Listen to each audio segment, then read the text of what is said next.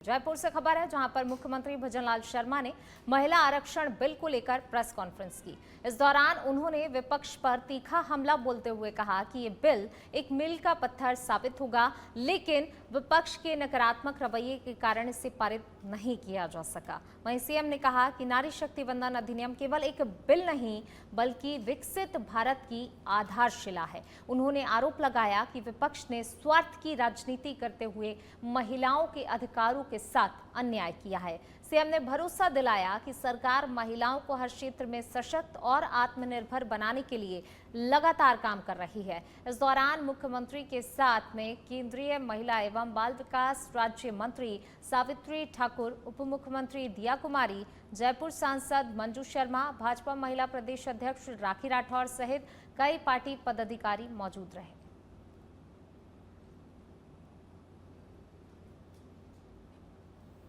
कि लगातार हमारी माता बहनों का स्थान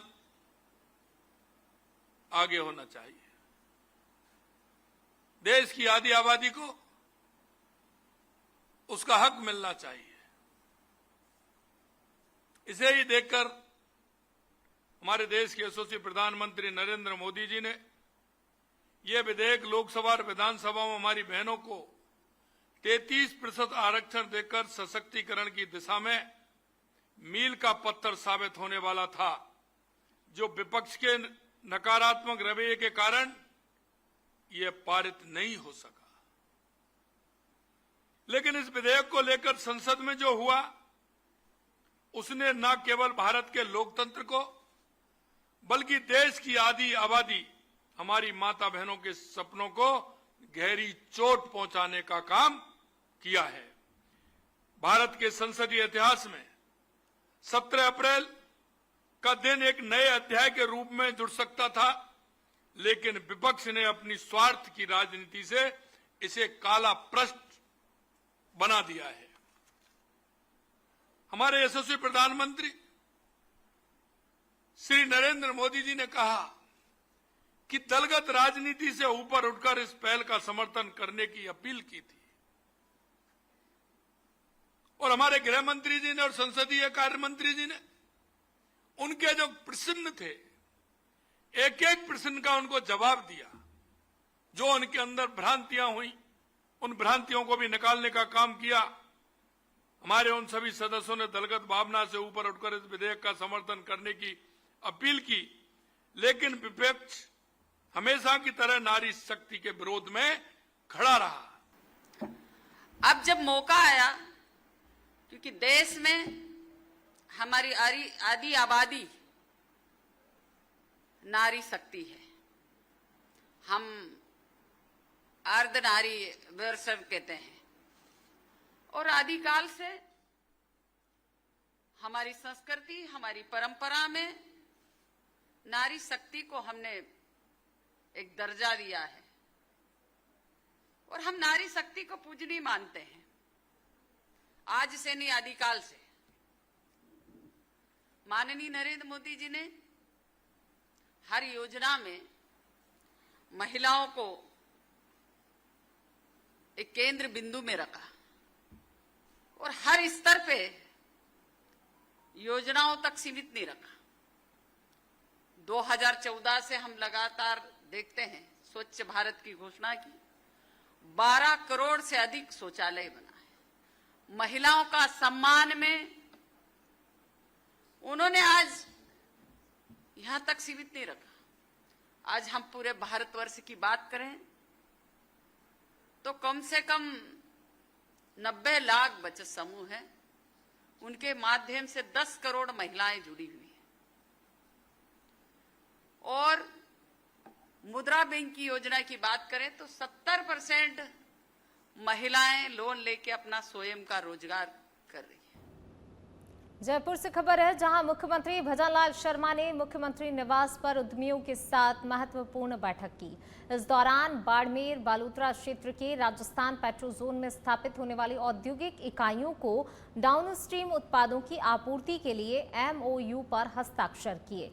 मुख्यमंत्री ने कहा कि राज्य सरकार निवेश के अनुकूल ही माहौल तैयार करने और युवाओं के लिए रोजगार के नए अवसर सृजित करने के लिए प्रतिबद्ध है। उन्होंने पचपदरा रिफाइनरी और प्रत्येक इसके आसपास की विकसित होने वाली औद्योगिक हब को पश्चिमी राजस्थान सहित पूरे ही राजस्थान प्रदेश की अर्थव्यवस्था का इंजन बताया है। इसके साथ ही उद्यमियों को राजस्थान की विकास यात्रा में अपनी सक्रिय भागीदारी बनने का आह्वान किया है। इस दौरान मुख्य सचिव वी श्रीनिवास के साथ कई अधिकारी भी उपस्थित रहे।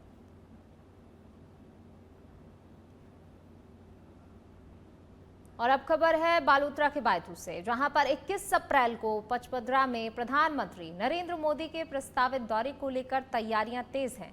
प्रधानमंत्री इस दौरान रिफाइनरी का लोकार्पण करेंगे। इसी क्रम में भाजपा प्रदेश अध्यक्ष मदन राठौर बायतू पहुंचे, जहां पर कार्यकर्ताओं ने उनका जोरदार स्वागत किया। उन्होंने भाजपा कार्यालय में कार्यकर्ताओं की अहम बैठक ली। बैठक लेकर प्रधानमंत्री की सभा में अधिक से अधिक संख्या में पहुंचने का आह्वान किया। इसके साथ ही पूर्ववर्ती कांग्रेस सरकार पर घोटालों के आरोप भी लगाए। भाजपा नेता बालाराम मूर ने भरोसा दिलाया कि बायतू विधानसभा से बड़ी संख्या में लोग सभा में शामिल होंगे। इस दौरान कई जनप्रतिनिधि और कार्यकर्ता मौजूद रहे। राजस्थान विधानसभा में आपने हमारी परीक्षा ली, तो कोई बात नहीं, अभी आप शाबाशी प्राप्त कर लेना। समझ में आ गई सबके? तो पहले की तो मैं शिकायत कर रहा हूँ और अब आगे की शाबाशी दे रहा हूँ। तो शाबाशी आपको दो बात की। एक बात तो ये कार्यक्रम जैसा आपने मुझे कहा कि 20,000 से अधिक अपने इस इलाके से लोग वहाँ पहुँचे। और एक बात मैं आपको बताऊं कि 20,000 लोग यदि इस विधानसभा क्षेत्र से आ गए, वहाँ आने के बाद उनके मन में एक आत्मविश्वास जागृत हुआ। इतना बड़ा जन समूह देखेंगे वो, और हिंदुस्तान के प्रधानमंत्री आदरणीय नरेंद्र मोदी जी के मुख से वो सब आप सुनेंगे कि कैसे उन्होंने दुनिया में इस झगड़े में से भी भारत को बचाया। दुनिया में पेट्रोल डीजल की हाहाकार मची थी, उसमें से भी भारत को सब चीजें उपलब्ध करवाई। पेट्रोल, डीजल, गैस, सब चीजें उपलब्ध करवाई। और दुनिया के 30 से अधिक देशों ने अपने देश का सर्वोच्च सम्मान हमारे देश के प्रधानमंत्री नरेंद्र मोदी जी को दिया।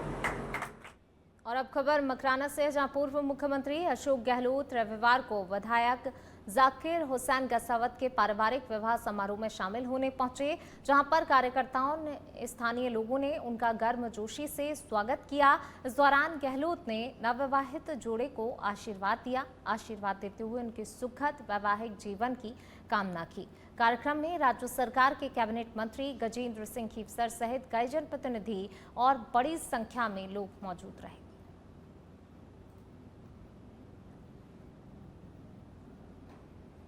और अब खबर है जयपुर से, जहां पीसीसी चीफ गोविंद सिंह डोटासरा ने प्रेस कॉन्फ्रेंस की। प्रेस कॉन्फ्रेंस कर महिला आरक्षण के मुद्दे पर भाजपा पर जमकर निशाना साधा। उन्होंने कहा कि सितंबर 2023 में नारी शक्ति वंदन अधिनियम को सभी दलों की सहमति से पारित किया गया था और इसे कानून बन जाना चाहिए था। उनका आरोप है कि भाजपा ने इसे परिसीमन और जनगणना से जोड़कर लागू नहीं किया, जिससे कि महिलाओं को आरक्षण देने की मंशा पर सवाल उठते हैं। गोविंद सिंह डोटासरा ने कहा कि कांग्रेस हमेशा महिलाओं को आरक्षण देने के पक्ष में रही है, जबकि भाजपा चुनावी फायदे के लिए इस मुद्दे को भटका रही है। इस दौरान पीसीसी महिला प्रदेश अध्यक्षा सारिका सिंह भी साथ मौजूद रहीं।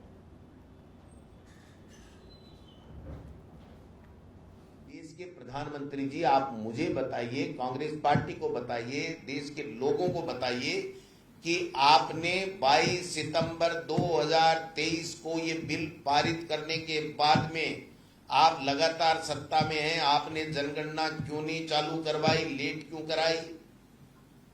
आप ये बताइए कि इस 22 सितंबर 2023 के जिसमें 33% आरक्षण मात्र शक्ति को मिलना है, उसमें आपने गजट नोटिफिकेशन 15 तारीख को रात को क्यों किया? किसी संविधान विशेषज्ञ ने इनको बताया कि आप संविधान संशोधन लेकर के उस एक्ट के लिए ला रहे हो जिस एक्ट का अस्तित्व ही नहीं है। जब इस एक्ट का अस्तित्व ही नहीं है तो संशोधन किस बात का लेके आ रहे हो? वो तो कानून ही नहीं बना, और जब कानून ही नहीं बना तो उसमें संशोधन हो ही नहीं सकता। तो रात को 11 बजे उन्होंने गजट नोटिफिकेशन किया। चलिए, मजबूरी में किया, लेकिन हो गया। अब रोना धोना किस बात का है?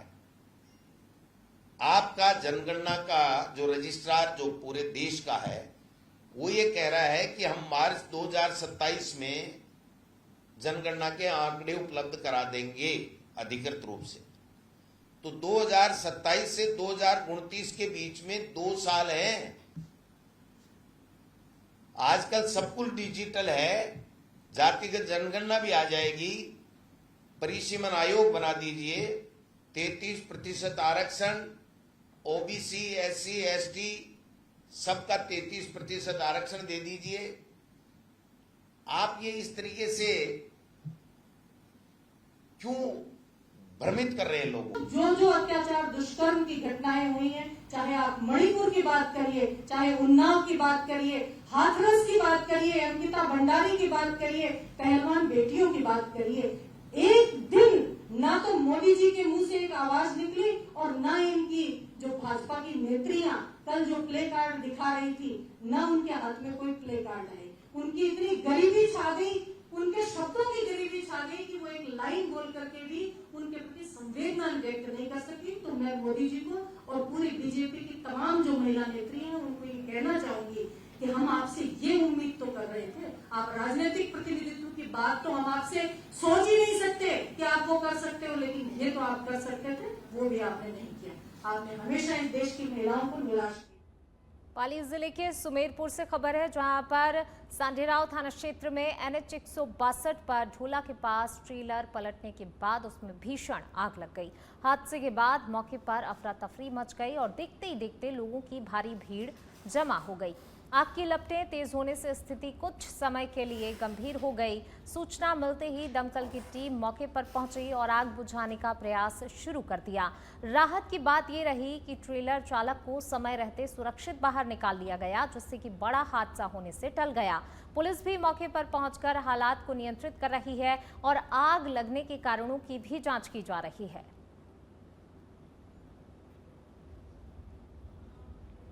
और अब खबर है टोंक से, जहां 27 अप्रैल को बीजेपी का बड़ा कार्यक्रम प्रस्तावित है। इस दौरान बीजेपी के राष्ट्रीय अध्यक्ष नितिन नवीन और राजस्थान के मुख्यमंत्री भजनलाल शर्मा टोंक दौरे पर रहेंगे।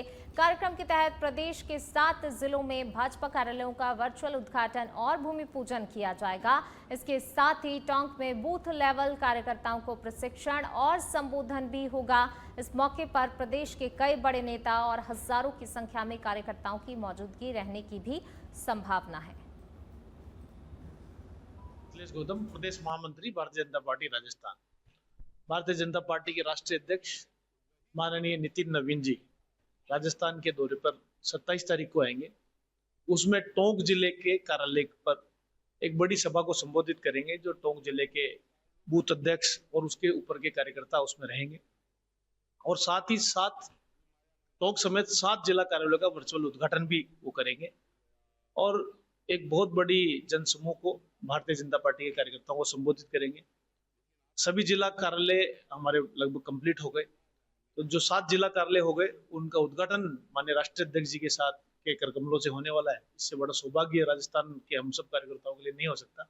27 अप्रैल को दोपहर 12 बजे हमारे देश भारतीय जनता पार्टी के राष्ट्रीय अध्यक्ष आदरणीय नितिन जी नवीन, जिनका राजस्थान में अध्यक्ष बनने के बाद पहला दौरा है, और मैं पूरे भारतीय जनता पार्टी परिवार की तरफ से हमारे प्रदेश नेतृत्व का आभार प्रकट करूंगा कि उस दिन राजस्थान में 7 कार्यालयों का वर्चुअल उद्घाटन रहेगा, जिसमें टोंक जिले पे माननीय राष्ट्रीय अध्यक्ष जी स्वयं पधार रहे हैं और 2 कार्यालयों का भूमि पूजन रहेगा। ये हम सब टोंक जिले के कार्यकर्ताओं का सौभाग्य है और प्रदेश नेतृत्व का पुनः मैं आभार प्रकट करता हूं कि हमारे राष्ट्रीय अध्यक्ष जी का राजस्थान का पहला दौरा और टोंक जिले में कार्यालय उद्घाटन के साथ ही प्रांत स्तरीय बूथ कार्यकर्ताओं का यह सम्मेलन को भी माननीय राष्ट्रीय अध्यक्ष जी, हमारे राजस्थान के यशस्वी मुख्यमंत्री आदरणीय भजनलाल जी शर्मा और हमारे प्रदेश अध्यक्ष आदरणीय मदन जी राठौर साहब। चित्तौड़गढ़ के निम्बाहेड़ा से खबर है, जहां पर सदर थाना पुलिस ने ऑपरेशन त्रिनेत्र के तहत बड़ी कार्रवाई करते हुए मादक पदार्थ तस्करी का पर्दाफाश किया। पुलिस ने हाईवे पर नाकाबंदी के दौरान एक ट्रक की तलाशी ली, जिसमें प्याज के कट्टों के बीच छिपाकर 3 किलो अफीम और 100 ग्राम हेरोइन बरामद की गई है। इस दौरान ट्रक चालक ने भागने की कोशिश की, लेकिन पुलिस ने घेराबंदी कर 2 आरोपियों को गिरफ्तार कर लिया। गिरफ्तार आरोपी लखवीर सिंह और गुरविंदर सिंह पंजाब के निवासी बताए जा रहे हैं। बरामद मादक पदार्थों की कीमत करीब 50 लाख रुपए आंकी गई है और पुलिस पूरे नेटवर्क की जांच में जुटी हुई है।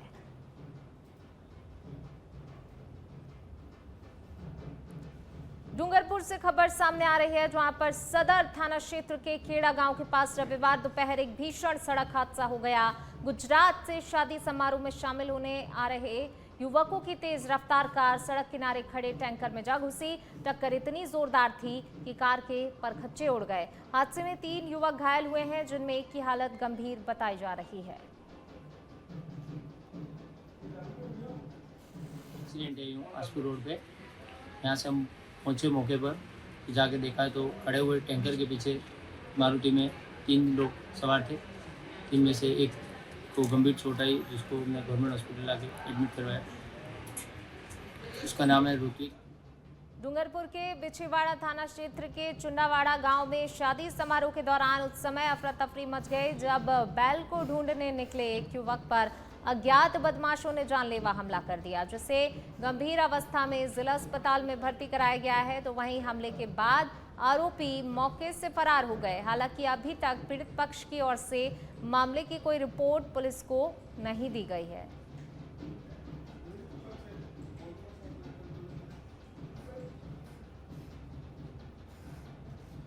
और अब खबर है जालौर के भीनमाल से, जहां शहर की अंबिका कॉलोनी समेत कई इलाकों में पिछले 3 दिनों से बिजली व्यवस्था पूरी तरीके से चरमरा गई है। लगातार कटौती और रात के समय फॉल्ट के कारण कई कॉलोनियां अंधेरे में डूबी हुई हैं, जिससे कि भीषण गर्मी में लोगों को काफी ज्यादा परेशानियों का सामना करना पड़ रहा है।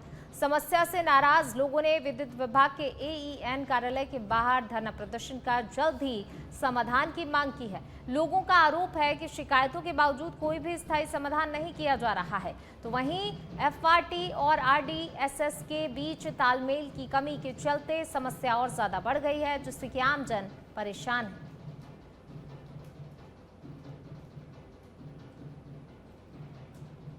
और अब खबर भरतपुर से है, जहां पर दहेज की मांग को लेकर पति ने अपनी पत्नी के साथ बेरहमी से मारपीट कर दी। पीड़िता का आरोप है उसका पति आकाश लंबे समय से उससे प्रताड़ित कर रहा था और 5 लाख रुपए और बाइक की मांग कर रहा था। पीड़िता ने बताया कि आरोपी पति उसे गांव से ई-रिक्शा में बैठाकर पीटते हुए भरतपुर तक लाया और रास्ते में पुलिस से मदद मांगने पर फरार हो गया। इसके बाद महिला ने अपने परिजनों से संपर्क किया, जिन्होंने उसे जिला अस्पताल में भर्ती कराया। फिलहाल पीड़िता का इलाज जारी है और पुलिस इस मामले की जांच पड़ताल में जुटी हुई है। गाड़ी मांग गया, मुझसे 5 लाख रुपये मांग गया। मेरे माँ बाप गरीब हैं, मेरे माँ बाप को मना कर दिया। अभी माँ पीट के बिजली घर चौराहे पर छोड़ गया मुझे और भाग गया। कहाँ पे मारपीट की थी? गाँव से मार कर लाया था। काय पे लाया था? दिल्ली में आए थे। दिल्ली में पीटता हुआ लाया है? फिर यहाँ पे कहाँ पीटा है? यहाँ बिजली घर चौराहे पूरी वाली दुकान है, वहाँ पर तक पीट कर लाया मुझे। किसी ने बचाया नहीं तुम्हें? फिर मैंने पुलिस वाले जो खड़े रहते हैं वहाँ पे, उनसे मदद मांगी। फिर तो उन्होंने बोला, उन्होंने मेरे माँ को मौका के कहा कि तुझे अपनी जान बचानी तो तू थाने पे जा। इतने में तो जल्दी। भरतपुर जिले के बयाना कस्बे से खबर है, जहां लंबे समय से रिको एरिया और आसपास के क्षेत्रों में बनी जलभराव की समस्या के स्थायी समाधान की दिशा में ठोस पहल शुरू हो गई है। विधायक ऋतु बनावत के प्रयासों से इस परियोजना को अब गति मिल गई है। प्रस्ताव के तहत रिको एरिया से रेलवे सीमा होते हुए नगला जल सिंह मार्ग से गंभीर नदी तक नाला निर्माण की योजना तैयार की जा रही है। इस कदम से आने वाले समय में क्षेत्र को जलभराव की गंभीर समस्या से निजात मिलने की उम्मीद है।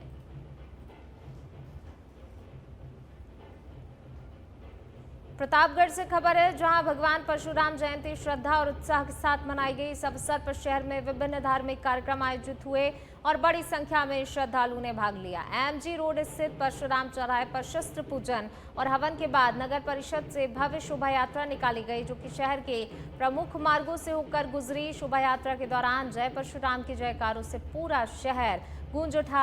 संतों के सानिध्य में प्रवचन कार्यक्रम भी आयोजित हुए, जिनमें धर्म और सामाजिक एकता का संदेश दिया गया। साथ ही बोर्ड की परीक्षाओं में उत्कृष्ट प्रदर्शन करने वाले विद्यार्थियों को सम्मानित कर उनका उत्साहवर्धन किया गया।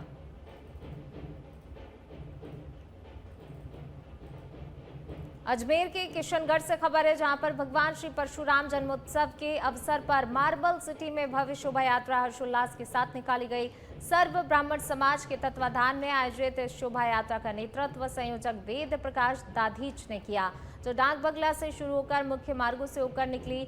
शोभा यात्रा में ऊंट, घोड़े, ढोल, नगाड़े, आकर्षक झांकियां लोगों के आकर्षण का केंद्र रहीं। बड़ी संख्या में मातृशक्ति ने मंगल कलश धारण कर भाग लिया, जिनका जगह जगह पुष्प वर्षा कर स्वागत किया गया।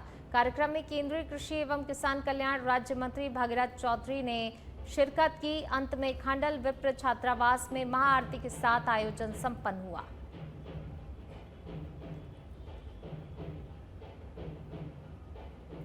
बांसवाड़ा से खबर है, जहां दानपुर थाना क्षेत्र के छोटी सरवन गांव में एक किशोरी द्वारा खौफनाक कदम उठाने का मामला सामने आया है। 16 वर्षीय किशोरी ने मोबाइल ना मिलने पर गुस्से में आकर घर के अंदर फांसी लगाने की कोशिश की। हालांकि समय रहते परिजनों को इसकी जानकारी मिल गई और उन्होंने तुरंत ही उसे नीचे उतारकर 108 एम्बुलेंस की मदद से महात्मा गांधी अस्पताल पहुंचाया। वहीं अस्पताल में डॉक्टरों की टीम किशोरी का उपचार कर रही है और उसकी हालत फिलहाल नाजुक बताई जा रही है। फिलहाल उसे लगातार निगरानी में रखा जा रहा है और चिकित्सकों द्वारा हर संभव प्रयास भी किए जा रहे हैं।